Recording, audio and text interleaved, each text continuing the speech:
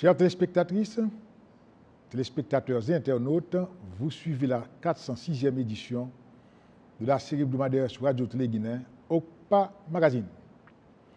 OCPA Magazine, c'est l'émission de l'Ordre des comptables professionnels agréés d'Haïti qui vous renseigne sur la comptabilité, l'audit, la fiscalité, la finance, les finances publiques, la gestion, l'économie, les nouvelles technologies de l'information et de la communication et l'éthique. L'émission qui passe chaque mardi à 10h PM sur Télé Guinée, reprise mercredi à 10h AM. Et pour les internautes, ils peuvent naviguer sur le www.rtghaiti.com. À cette 406e édition, nous avons retenu pour thème l'évaluation immobilière. Quels sont les enjeux? Pour avoir cette émission d'une grande importance pour tous, nous avons le plaisir de partager le plateau avec un homme de l'art. Un homme qui fait peu de bruit, mais qui maîtrise son domaine d'expertise. Je veux citer l'ingénieur Patrick Saint-Louis. Ingénieur Saint-Louis, bienvenue à notre émission. Bienvenue, M. Payan, et ça me fait plaisir de participer une nouvelle fois à cette 406e émission de OCPA Magazine. Merci. On prend une pause, on vous revient.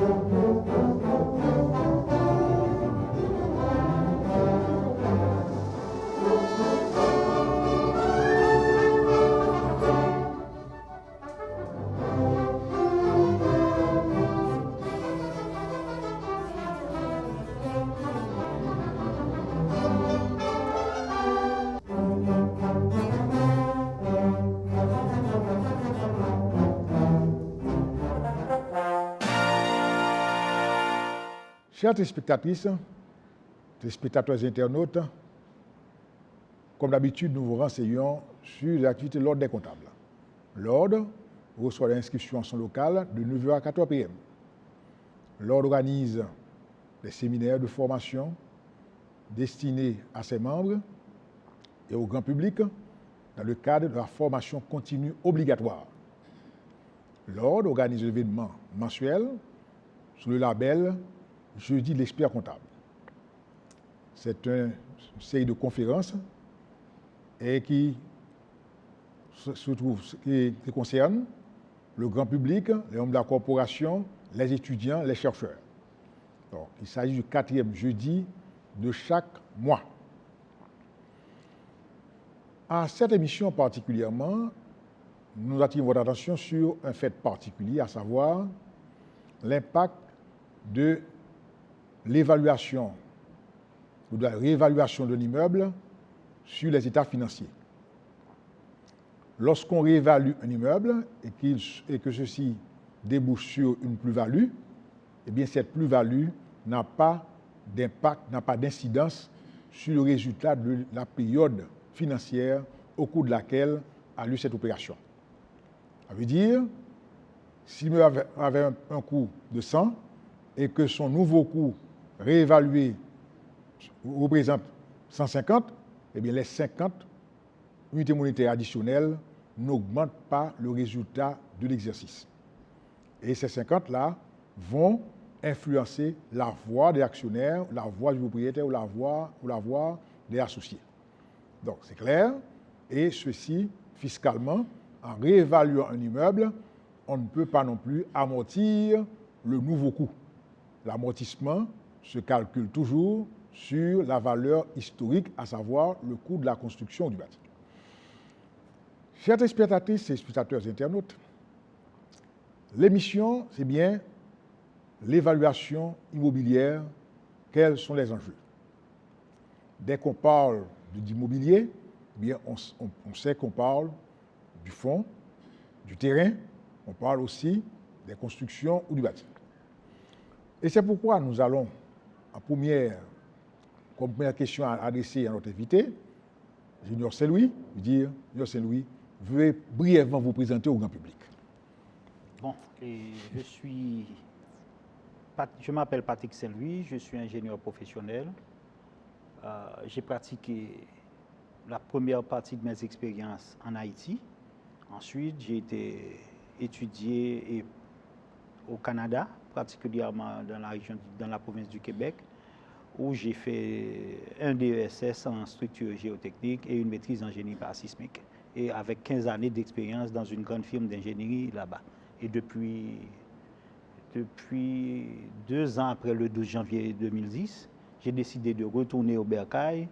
Et depuis 2 ans, depuis ces 2 dernières années, je les ai mis à profit pour recruter des jeunes et monter un bureau d'expertise en ingénierie, en évaluation immobilière et en formation continue. Très bien. Alors, c'est vraiment une compétence au service du public. Junior Saint-Louis, comment voyez-vous le marché de l'immobilier en tant que tel en Haïti? Le marché immobilier, c'est un marché en perpétuelle mutation qui a un profil dans la région métropolitaine spécifique et qui a un profil totalement différent de les autres villes de province. Donc on peut dire que le marché bouge pratiquement dans 2 grandes villes, Port-au-Prince et le Cap-Haïtien. Maintenant, ce n'est pas un marché qui a un cadre légal réel. Et les différents acteurs qui interviennent dans le marché ne sont pas forcément interconnectés en termes de partage de données. Donc là, on pourra parler beaucoup plus longuement des différents acteurs qui rentrent dans le cadre du marché immobilier. Le marché immobilier, lui, il est greffé sur l'industrie de la construction en ce qui concerne le bâtiment en général. Donc c'est un marché qui est assujetti aux aléas de l'environnement sociopolitique aussi, parce que le marché immobilier est généralisé, est caractérisé par l'investissement dans des biens déjà construits ou dans de nouveaux biens. Et à partir de ce moment-là, on se rend compte que dans le processus, les étapes pour que le marché soit un marché qu'on puisse suivre à la trace de manière professionnelle, ces étapes sont le plus souvent foulées. Donc moi, je milite pour que le marché immobilier passe à travers un processus de filtration où les étapes sont respectées et ça va générer de l'emploi, parce que ça va générer toute une série de professionnels d'ordre primaire et secondaire qui vont entrer dans ce marché. Très bien. Alors là, vous parlez du marché immobilier, mais c'est un marché irrégulier. Oui. Irrégulier en ce sens qu'on ne peut pas établir, je dirais, de données comparables d'un immeuble à un autre. Voilà. Et parce que il y a, je dirais, c'est comme nous sommes dans un développement sauvage. Est-ce que ceci ne risque pas d'effrayer, de compliquer la tâche d'un évaluateur? Justement parce que on est rendu à l'évaluateur et l'évaluation, ça se fait dans le cadre d'un zonage.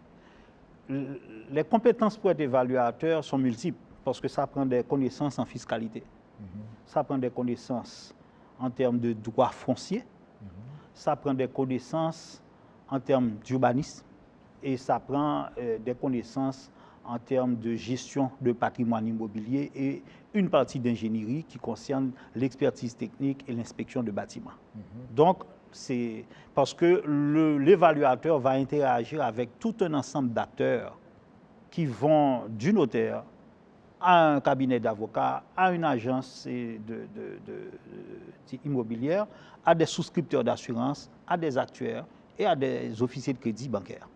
Donc, c'est pour ça qu'on a besoin d'un cadre et l'espoir peut venir des financiers, c'est-à-dire des banquiers et des assureurs. Alors, puisque nous parlons d'acteurs, on ne parle pas de notaires, etc., mais on ne va pas mentionner l'État particulièrement qui a un rôle important à jouer pour garantir, je dirais, non seulement le côté légal, mais également le respect des droits des différentes parties impliquées. Effectivement. L'un des documents, alors je n'ai pas parlé comme expert, comme acteur, les géomètres experts, que généralement on appelle les arpenteurs, mais ce terme est dépassé maintenant.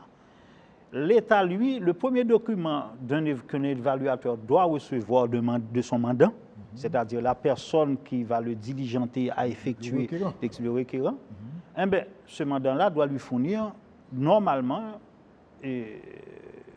on parle ici des titres de propriété, plan d'arpentage, mais dans les pays avancés, normalement, c'est le certificat cadastral qui trône en premier. Or, ce certificat cadastral, c'est une interconnexion entre la mairie et le bureau du cadastre qui devrait le fournir.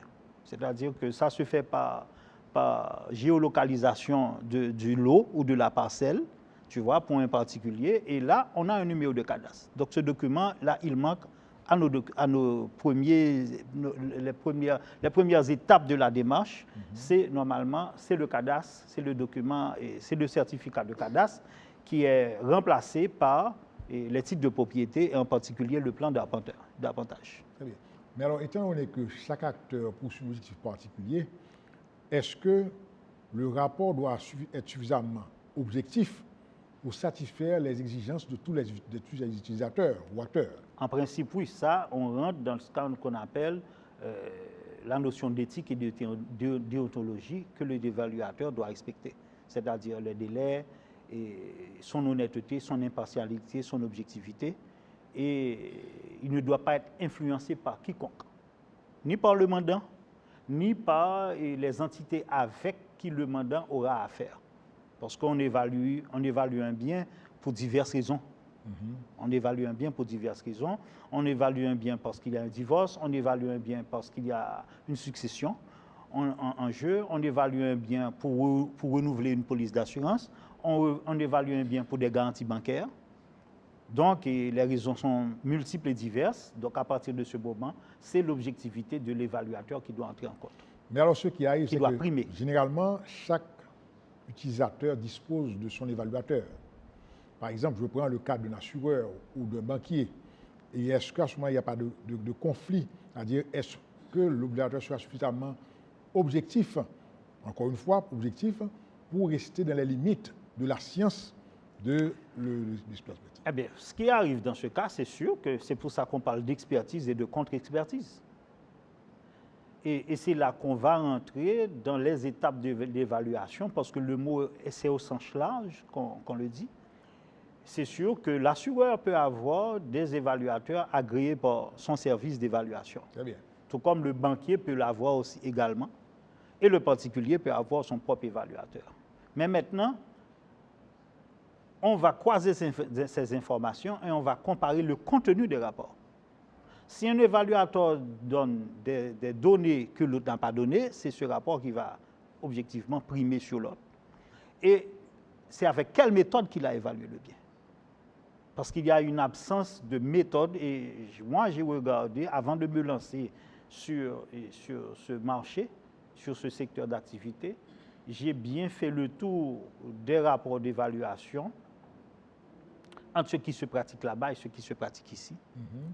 Et j'avais assisté à une présentation d'une banque de la place où ils lançaient un produit dans le domaine de l'assurance, de renouvellement de police d'assurance pour des biens immobiliers et des véhicules. Et c'est là que j'avais fait une intervention et c'est là qu'à partir des questions que j'avais posées, j'ai été contacté par cette institution et je lui ai expliqué la notion de risque. Parce que dépendant du mandant, chaque mandant veut avoir des données. Or, c'est justement, on se heurte à un manque d'échange de données immobilières dans le secteur. Et c'est là que nous sommes venus avec un nouveau produit qui répond à la demande de cette institution. Donc, l'absence de cadastre complique aussi, je dirais, le processus même d'évaluation. Oui, parce que le cadastre, le certificat cadastral garantit, encore plus que l'acte notariel, garantit la valeur du bien en termes fonciers. Et vous verrez que des investisseurs étrangers, à chaque fois qu'ils visitent Haïti, ils vous disent que c'est le problème du foncier qu'on doit régler en premier et que ça passe par le cadastre. Or, le cadastre est devenu plus facile d'établir des plans cadastraux avec les nouvelles technologies dont on dispose actuellement. Très bien. Alors là, je rappelle aux téléspectateurs et internautes que vous suivez l'émission au magazine et a pour thème évaluation immobilière, quels sont les enjeux? Ingénieur Saint-Louis, pourquoi faut-il évaluer un immeuble? Quand l'évaluer? Quelles sont les motivations du requérant ou de celui qui veut avoir l'évaluation? L'évaluation rentre dans ce cadre, c'est un marché, c'est un bien. Une fois qu'on a construit un bien, on doit l'évaluer parce que ce bien prend de la valeur dans le temps. À l'inverse aussi. Hein? À l'inverse aussi. À l'inverse, pourquoi le bien perd de la valeur? C'est l'environnement. Mais le bien, lui, sa valeur va augmenter en fonction de la maintenance de ce bien. Très bien. Et c'est là qu'il y a deux étapes dans l'évaluation. Il y a deux aspects. Il y a ce qu'on appelle l'inspection et il y a ce qu'on appelle l'évaluation de la valeur marchande du bien. Et on va dire valeur marchande dans le sens large, mais cette valeur-là, elle peut être valeur vénale, elle peut être valeur locative, elle peut être valeur intrinsèque. Et c'est là que le dossier d'évaluation, l'évaluateur doit pouvoir dire avec quelle méthode il évalue son bien. Et c'est là que l'inspection, lui, est l'un des documents qui est important dans la notion d'évaluation du bien. On doit évaluer le bien parce que on veut faire des affaires avec le bien. Et on doit créer un environnement autour du bien pour que ce bien prenne de plus en plus de valeur. Donc c'est juste, c'est à partir, parce que même en termes de succession, on vous laissez un bien à vos enfants, eh bien, si vous avez laissé le bien à l'abandon, c'est comme si vous n'avez rien laissé à vos héritiers. Vous voyez ce que je veux dire?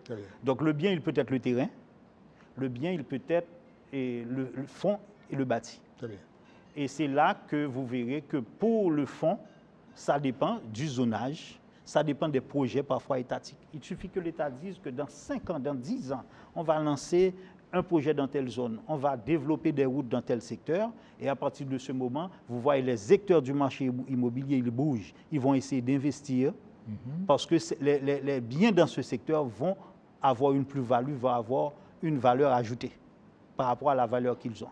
Et c'est pour ça qu'un bien agricole, un terrain agricole n'a pas la même valeur qu'un terrain situé en zone urbaine. Donc ça va dépendre des plans de développement, tout est lié dans ce microscope. Très bien. Alors là, vous avez fait état d'un point important. Mais comment l'évaluateur immobilier doit-il concilier valeur marchande, valeur intrinsèque, valeur vénale dans un même rapport? Bon, voilà. Et chacune de ces valeurs, c'est là que l'objectivité du rapport d'évaluateur rentre en jeu. Un évaluateur ne peut pas venir dans son rapport d'évaluation avec une valeur et puis il dit le bien, il coûte tant. Il doit faire la preuve par quelle méthode il est passé pour arriver à cette valeur. Donc c'est là qu'on rentre dans les méthodes d'évaluation. Donc en général, on va parler de méthode d'évaluation par la méthode de comparaison. Cette méthode va déterminer la valeur vénale ou valeur marchande du bien. Elle se base sur quoi? Sur la comparaison du bien avec des biens similaires. Donc, on doit avoir un échantillonnage dans la zone. Tel terrain s'est vendu à telle année à tant prix. Le bien, tant de surface, tant de mètres carrés, un bien similaire, de même surface équivalente, s'est vendu. Donc, on prend en général 5 biens semblables. Donc, ça prend une certaine homogénéité et on va déterminer la valeur du bien par la méthode de comparaison qui est la valeur de l'offre et de la demande sur le marché. Mais elle ne suffit pas. Vous verrez qu'un assureur, par exemple, ne va pas être trop à l'aise avec cette méthode. Donc, c'est pour ça qu'il faut satisfaire tout le monde. Après la méthode dite par comparaison, qui aboutit à la valeur vénale ou à la valeur marchande, valeur d'argent, somme d'argent, autour duquel deux entités se sont entendues de manière libre, c'est-à-dire le vendeur et l'acheteur. Donc c'est la loi de l'offre et de la demande. Ensuite, tu as la valeur par capitalisation, méthode dite du cash flow. Alors on appelle cette méthode du revenu. Elle s'apparente beaucoup plus à un acquéreur qui veut acheter un bien pour le louer. Donc l'évaluateur va déterminer ce qu'on appelle le rendement par capital du bien. Cette méthode, elle aboutit à la valeur locative du bien. C'est quand l'acquéreur veut acheter un bien, s'approprier un bien en vue non pas de la vendre, mais de l'exploiter. En général, donc, on va déterminer pour cet acquéreur ce qu'on appelle le rendement.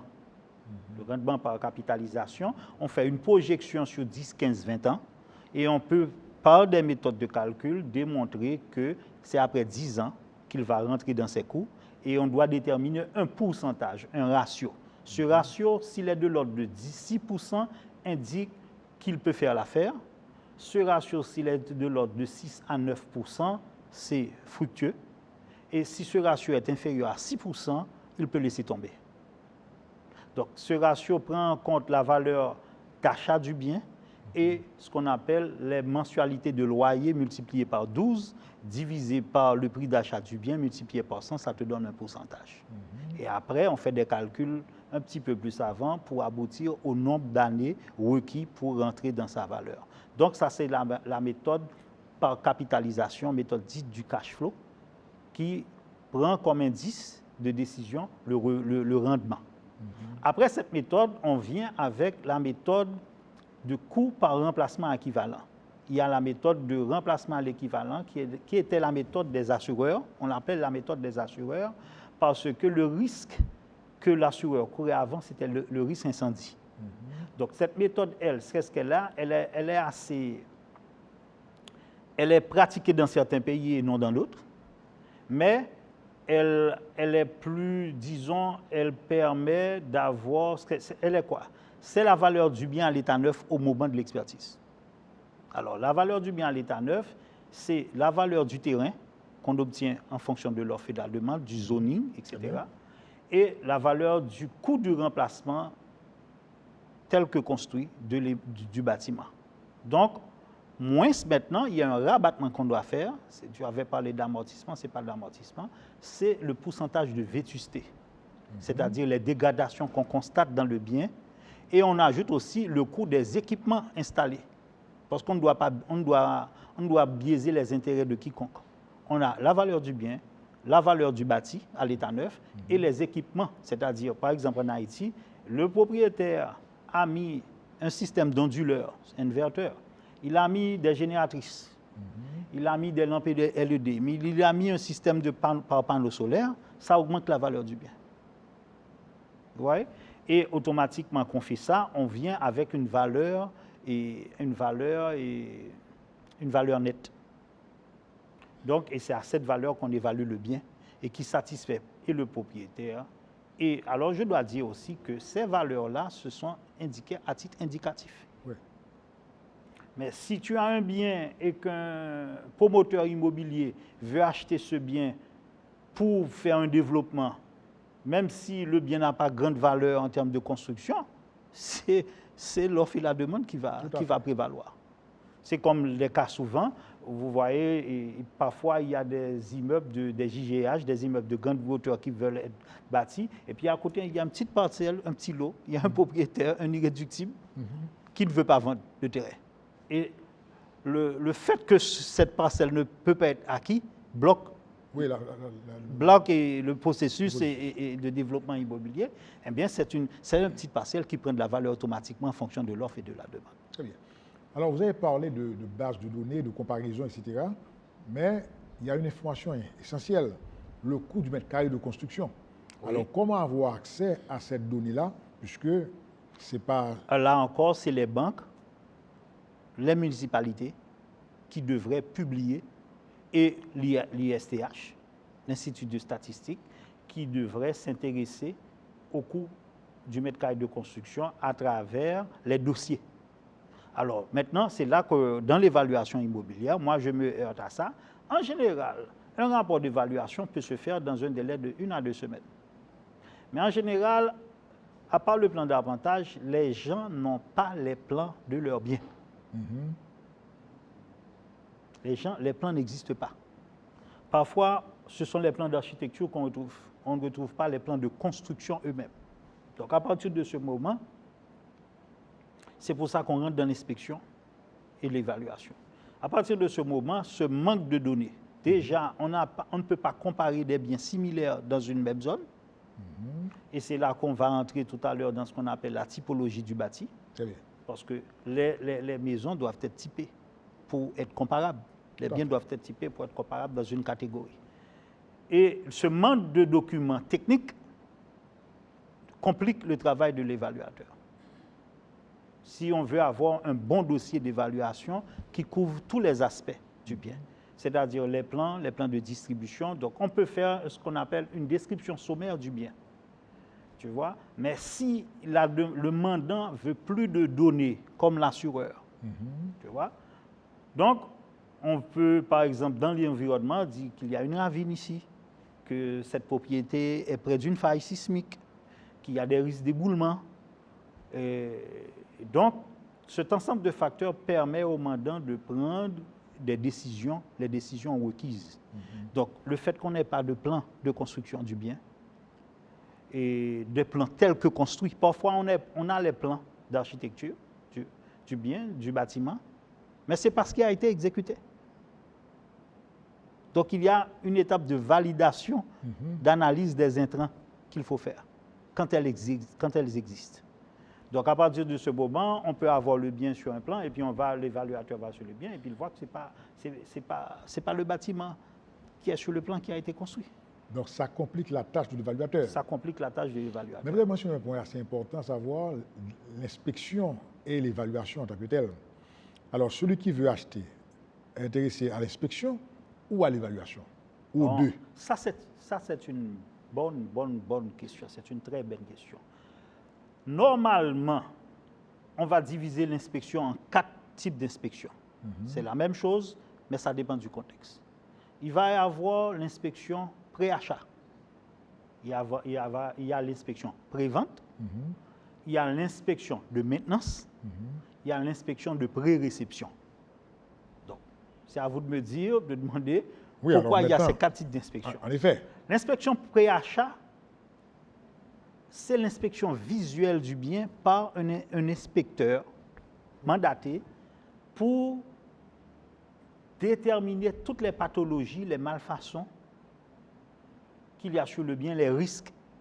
C'est une inspection qui passe à travers le système de mécanique, le système de plomberie, le système d'électricité, et il voit le bien, et il inspecte le bien de manière visuelle. Il ne touche pas du doigt. Très bien. Il n'a pas le droit de voir un panneau et de prendre un marteau et de tirer. Il voit les pathologies de manière superficielle et il fait un rapport de 50 à 60 pages et le remet à l'éventuel acquéreur. Très bien.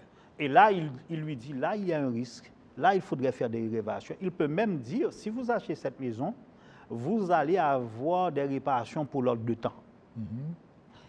L'inspecteur, le rapport d'inspection ne donne pas de valeur au bien. C'est un document technique. Donc, ce rapport signale les risques. Les risques. Les défauts du bien. La même chose, de l'autre côté, vous avez un bien, vous allez le mettre sur le marché. Avant de mettre un agent immobilier là-dessus, qui va venir prendre des photos, en général, les agences immobilières montrent tout ce qu'il y a de bien dans le bien. Donc, en général, avant que l'agence mette le bien sur la carte, sur le marché, il va faire une brochure. Et là, ça se fait en ligne de nos jours, avec des photos, des prises de vue, etc. Donc, maintenant, le propriétaire qui décide de mettre son bien sur le marché, il fait une inspection pré-vente. L'inspecteur va lui signaler les mêmes choses, les malfaçons, et va lui dire « répare ça avant de le mettre sur le marché ». Alors, l'autre type d'inspection, le troisième type d'inspection qu'il y a, c'est l'inspection de maintenance. Vous avez un immeuble à appartement, un immeuble à bureau. Si vous n'avez pas un concierge, c'est-à-dire qui s'occupe de la maintenance de l'immeuble en particulier, vous pouvez avoir une inspection de maintenance qui va inspecter les biens de manière périodique et pour augmenter sa valeur. OK. Tu vois? Et il y a l'inspection de pré-réception. C'est-à-dire le bien est en train d'être construit, on va le délivrer à telle date. Vous faites ce qu'on appelle une inspection pour certifier que tout est conforme. En général, une institution financière qui finance un bien devrait mandater un inspecteur pour faire ce type de travail. C'est ce qu'on appelle l'inspection de pré-réception qui donne un certificat de conformité au bien.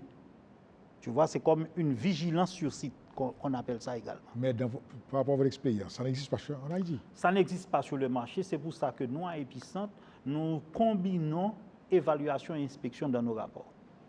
Très bien. Alors nous ne donnons pas un rapport d'inspection complet, nous donnons ce qu'on appelle un rapport d'inspection photocommandé pour pointer du doigt les malfaçons, les pathologies qu'on a rencontrées en visitant le bien. Puisqu'il faut inspecter le bien, c'est une étape importante. On prend une pause, on vous revient.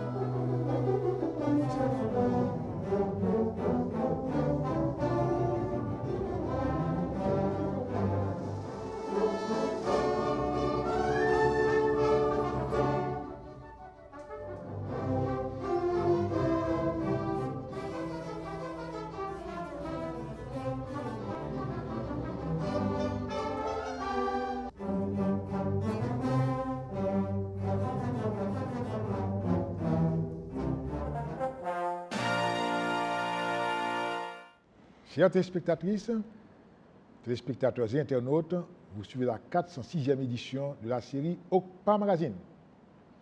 Série qui a pour titre Évaluation immobilière, quels enjeux? Notre invité, l'ingénieur Patrick Saint-Louis.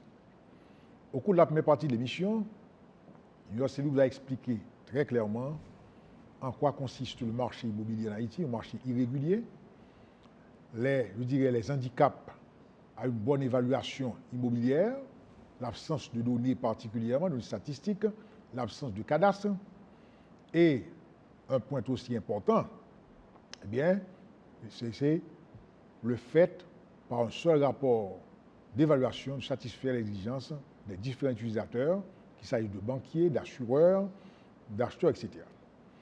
Avant la pause, l'ingénieur Saint-Louis vous a expliqué les 4 types d'inspection. Et ça vous montre déjà comment chaque partie a intérêt à ce que l'étape de l'inspection soit une étape sérieuse et bien franchie, bien effectuée. Alors, ça veut vous dire que cette émission vous donne beaucoup d'informations et en même temps met à nu l'évaluation immobilière, ses imperfections. Mais l'objectif, c'est de vous renseigner, vous informer. Alors, l'ingénieur Saint-Louis, quels sont alors les facteurs qui peuvent influencer l'évaluation de biens immobiliers? Mis à part, vous mentionnez les phénomènes naturels. Les facteurs qui peuvent influencer la valeur du bien, en général, c'est son adresse physique, là où il se situe, son emplacement, le niveau de desserte, on va dire ce que c'est, et puis, en 4e lieu, la loi de l'offre et de la demande. Très bien. Donc, c'est ces 4 facteurs. Donc, l'adresse physique, c'est dans quelle commune se situe le bien? Est-ce que c'est une commune qui a fait l'objet de récents projets de développement? Est-ce que c'est un quartier neuf? Est-ce que c'est un quartier vieux? Parce que paradoxalement, le bien peut avoir une valeur. Si c'est un quartier vieux, réputé bourgeois, dans les grandes villes, il y a des quartiers où, historiquement, ce quartier est un quartier vous allez entendre parler de quartier de référence, quartier de nouveaux riches, quartier historique. Très bien. Si, quand on a parlé après de l'adresse physique, on a parlé de l'emplacement. Vous pouvez, par exemple, avoir un bien situé en crête de montagne, où on domine la ville, environnement panoramique, presque 180 degrés. Donc, ensuite, si le bien, ce qu'on appelle les vis-à-vis, un bien qui est presque mitoyen à deux constructions, ou bien qui est protégé par un environnement végétal, a plus de valeur qu'un bien où les voisins sont très proches. OK. Donc, ensuite, au niveau environnemental, il y a des biens, par exemple, qui sont situés près des rivières, où il y a des risques d'inondation. Par exemple, ce qu'on appelle un cottage, vous avez des biens qui sont près d'un lac. Même s'il y a un risque d'inondation, ils sont plus chers de cette zone. Maintenant, au niveau environnement aussi, il y a des biens, par exemple, en Californie, vous avez des risques d'incendie récurrents, annuels. Mais ça n'empêche pas que ces biens aient de la valeur, parce que c'est l'emplacement. Et puis, il y a des facteurs défavorables, comme par exemple le risque sismique, avec tous les risques que le risque sismique induit. Et puis, tu as le niveau de dessert. Parce que ce qui fait la valeur d'un bien, c'est la viabilisation du site. Le dessert, c'est l'Internet, l'accès, l'eau potable, l'électricité. Ensuite, vous développez un projet immobilier.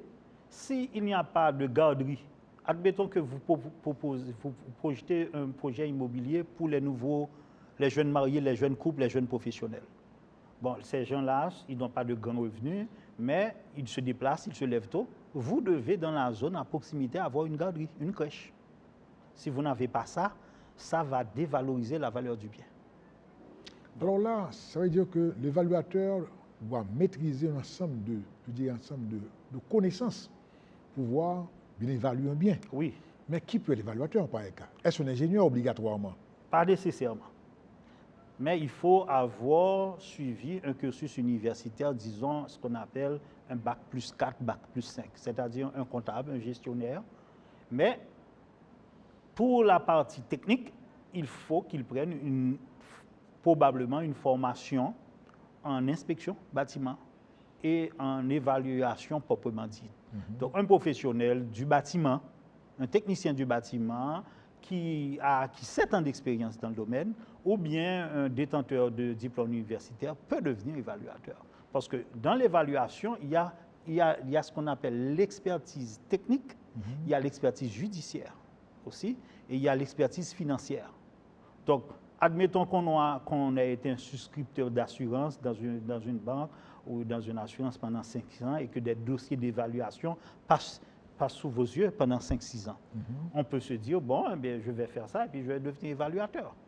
Mais maintenant, ça prend de travailler avec un évaluateur et puis pour détenir cette expérience. Mais ça prend des connaissances dans le domaine juridique, technique, et urbanistique, et financière, et fiscaliste également. Donc, ça voudrait dire pratiquement une bonne évaluation requiert un ensemble de connaissances et qu'on risque de ne pas trouver sous le chef d'une seule et même personne. Non. Moi, j'ai appris en travaillant avec les souscripteurs d'assurance, avec les actuaires. J'ai dû me renseigner sur ce qu'ils faisaient en fonction des données qu'ils me demandaient pour savoir comment parler avec eux. Et c'est comme ça que on continue perpétuellement de se former dans ce secteur, en permanence. Alors là, ça requiert beaucoup d'engagement aussi, beaucoup de connaissances, la mise à jour des connaissances. Donc, alors, en pareil cas, est-ce que nous avons en Haïti un corps d'évaluateurs ou bien des évaluateurs qui se connaissent uniquement, un petit club? Bon. Non, ils ne sont pas que je sache. Et ce que je sais, c'est que les évaluateurs sont en général des cabinets d'architectes et d'ingénieurs, ou bien des fils d'évaluateurs qui ont travaillé avec leurs parents et qui font de l'évaluation, mais qui sont agréés. Ils sont agréés par les notaires, qui sont agréés par les cabinets notaires, par les banques et les assureurs. Ce sont ces 3 entités qui agréent les évaluateurs. Donc il n'y a pas un ordre d'évaluateurs, ni un code d'éthique et de déontologie pour les évaluateurs. Donc c'est un chantier qui devrait être mis sur pied. Très bien. Donc, il y a les évaluateurs municipaux qui n'existent pas. Parce qu'il y a l'évaluation foncière aussi qui doit rejoindre, qui doit évaluer le bien pour le paiement de l'impôt locatif sur la même base que l'évaluateur qui le fait dans le domaine libéral. Très bien. Alors, ça fait quoi la mise en branle d'un corps, d'un ordre d'évaluateurs? Ça ferait quoi? Quel serait l'intérêt du public à avoir ceci? C'est l'évaluateur comme tout ordre professionnel. Ordre de médecin, ordre d'ingénieur, le but d'un ordre professionnel, c'est non pas de... Un ordre professionnel n'est pas un syndic. Un ordre professionnel a pour mission de protéger le public. Très bien. Parce qu'il y a des dérives, il y a un manque de... Parfois, il faut le dire, il y a parfois des rapports qui ne sont pas honnêtes, qui sont dirigés, qui sont influencés. Avec un ordre professionnel d'évaluateurs qui sanctionnerait ceux qui passeraient outre, eh bien, ça permettrait de protéger le public vis-à-vis de ces informations, parfois qu'ils ne le comprennent pas. Et ça permettrait de cadrer le client aussi. Vous lui dites non, votre bien, regardez l'état de votre bien, vous n'avez pas fait de réparation, vous voulez avoir cette valeur, vous voulez atteindre telle valeur pour votre bien, eh bien, ça prend des réparations. L'évaluateur doit être honnête avec le mandant. Alors, vous avez bien dit, un ordre, effectivement, a pour mission de protéger les intérêts du public. Donc, vous voulez dire que les autorités locales, comme les autorités d'État ou centrales, auraient intérêt à ce qu'il y ait en Haïti un ordre d'évaluateurs. Voilà. Et ce serait une garantie pour toutes les parties. Pour toutes les parties. Parce qu'en général, les ordres commencent par un regroupement, par des associations. Parce qu'il y a une différence entre association et ordre. Tout à fait. L'ordre a pour mission de protéger le public en s'assurant que, l'évaluateur, lui, il a les connaissances et les compétences et la moralité requises pour exercer. Le second aspect, c'est de protéger le public. Tout à fait. L'association, lui, va s'occuper beaucoup plus des thématiques qui le concernent. L'association va s'occuper de la formation aussi. L'implication est volontaire aussi. Voilà. Donc, il y a une différence fondamentale entre un ordre professionnel et une association de professionnels. Vous allez, par exemple, voir que dans une association, il peut y avoir une association de médecins internistes. Tout à fait. Donc, ils veulent parler de techniques qui tournent autour de leur spécialité. Moi, je suis intéressé à monter une association d'ingénieurs en génie parasismique, ou bien de structure, ou bien de géotechnique. Il peut y avoir une association d'ingénieurs en hydraulique. Mais l'ordre des ingénieurs, lui, ce n'est pas ça qui l'intéresse. L'ordre des ingénieurs, c'est la protection du public et la protection de l'ingénieur, du professionnel aussi. Oui. Mais c'est surtout pour protéger les vies et les biens. Parce que vous circulez sur un pont, sur ce pont, il peut y avoir une manifestation de 1500 personnes un jour. Oui. Il peut y avoir un bouchon, un trafic interminable. Et puis sur ce pont, des poids lourds. Et puis tout est bloqué ce jour-là. Et qu'est-ce qui se passe ce jour-ci? Il y a des appuis qui peuvent céder s'ils ont été mal conçus, s'ils ont été mal exécutés. Donc c'est pour ça que là, quand il y a ce genre de sinistre, on fait toujours appel aux membres de l'ordre professionnel des ingénieurs qui mènent leur propre enquête en parallèle. Ils vont voir si le professionnel qui était sur le site, soit comme exécutant, soit comme superviseur, ont bien fait leur travail, et c'est là qu'ils vont remonter au concepteur. Très bien. Ils vont cribler toute la chaîne, passer ça au peigne fin. Très bien. Mis à part le côté légal, on va dire, puisque nous parlons d'ordre d'évaluateur, et quels seraient selon vous les prérequis pour devenir évaluateur, les préalables, et mettre sur pied aussi un ordre d'évaluateur? Bon. Pour mettre sur pied un ordre, ça prendrait d'abord un partenariat, ça prendrait une passerelle avec le secteur public, avec les municipalités, oui, c'est-à-dire les pouvoirs locaux et le pouvoir local, le pouvoir central.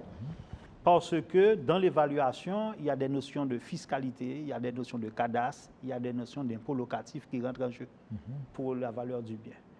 Et puis maintenant, pour être un professionnel en évaluation, ça prend des connaissances universitaires.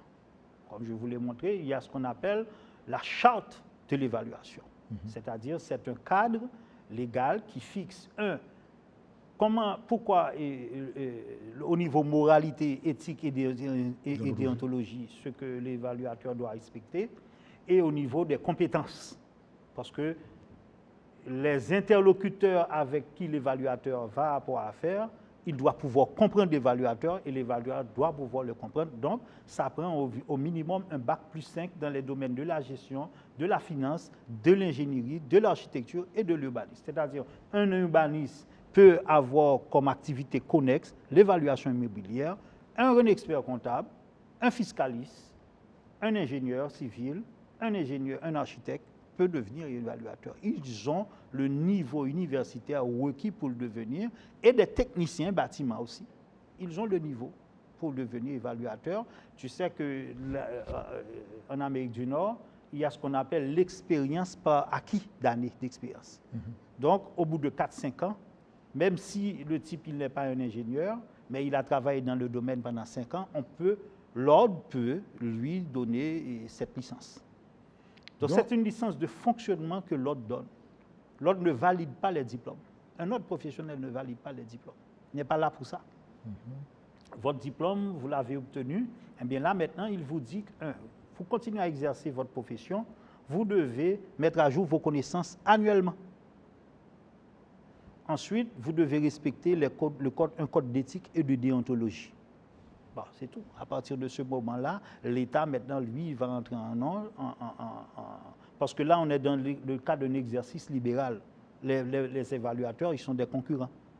Donc, c'est la qualité de leurs produits, de leurs livrables qui va déterminer s'ils vont maintenir ou non leur réputation et performer dans le secteur. Alors, Julien Saint-Louis, il faut dire que le marché immobilier, le placement immobilier est le meilleur placement en Haïti puisqu'il n'y a pas de marché boursier en Haïti. Non. Alors, ça voudrait dire que ce serait une opportunité, l'expertise immobilière. Oui. En quoi voyez-vous le futur, l'avenir de l'expertise immobilière en Haïti?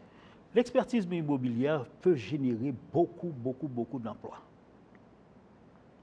C'est-à-dire qu'on peut de jeunes ingénieurs, de jeunes architectes peuvent avoir des activités d'inspecteurs bâtiments de manière connexe, comme ça se fait.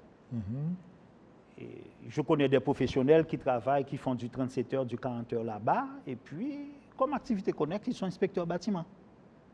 Ils le font le samedi en fin de semaine, et ça les rapporte dans les 600, dans les 1200, dans les 1400 $ par mandat.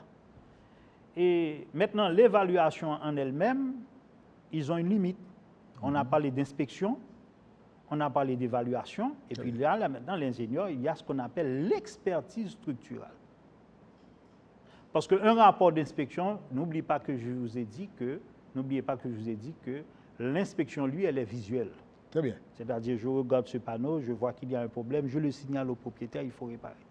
Maintenant, quand on fouille plus, l'inspecteur va vous dire, ah, ça prend une expertise structurale. Et là, c'est là maintenant qu'un bureau spécialisé peut venir en jeu.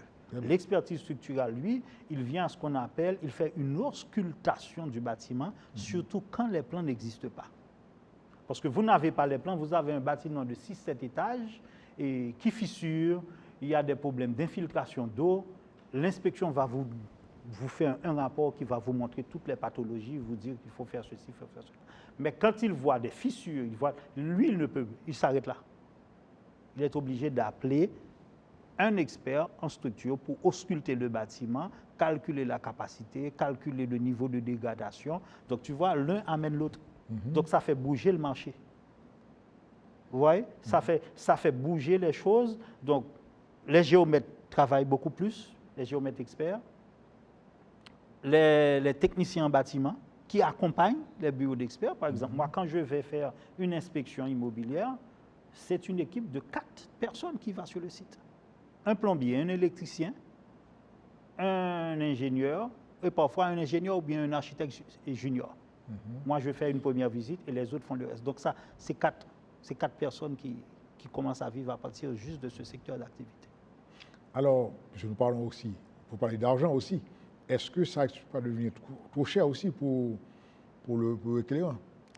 Bien, le requérant, lui, en termes de pourcentage, c'est pratiquement dérisoire par rapport au profit que le bien. En termes d'avantage. En termes d'avantage. Oui. En termes d'avantage, parce que ce sont des rapports qui varient entre. Bon, pour ma part, je ne connais pas le prix des concurrents. Ce sont des rapports qui varie en fonction de la typologie du bâti. OK.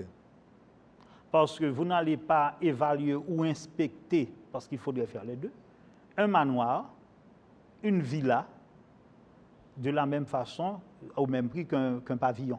Très bien. Ou bien qu'un bien industriel. Vous voyez? Donc, au niveau du secteur résidentiel, déjà, il y a plusieurs typologies.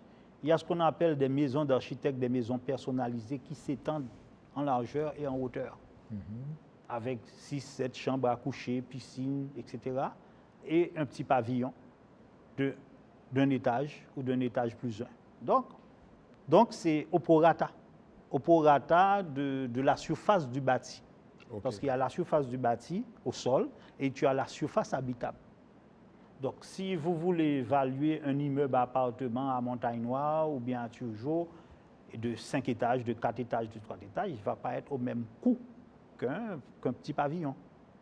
Donc, ce sont des mandats qui sont abordables en soi. Ça, c'est rassurant. Oui, oui.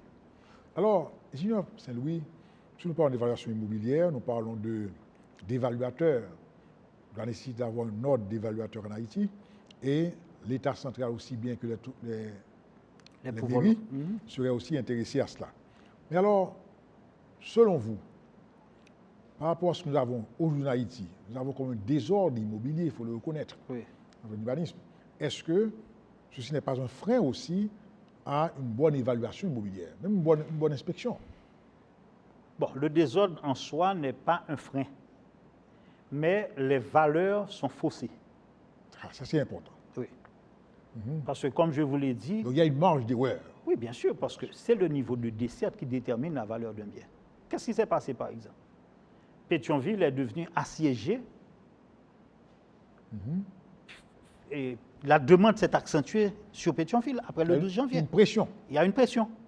Mais maintenant, est-ce que tous les biens qui sont là correspondent aux critères de desserte, de viabilisation? Le bien peut, la DINEPA peut ne pas arriver sur le bien, l'électricité, l'EDH peut ne pas arriver sur le bien et le terrain a une valeur extraordinaire.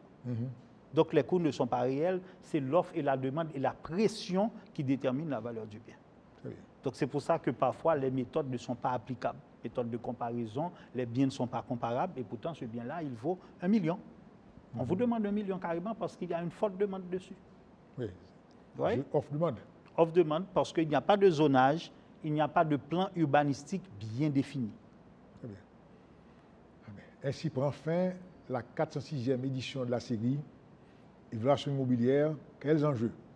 Notre invité est Junior Patrick Saint-Louis. Disons un grand merci à Junior Saint-Louis pour sa disponibilité et surtout la spontanéité avec laquelle il a accepté de venir partager avec vous, je dirais, ses connaissances dans un domaine aussi important pour le public.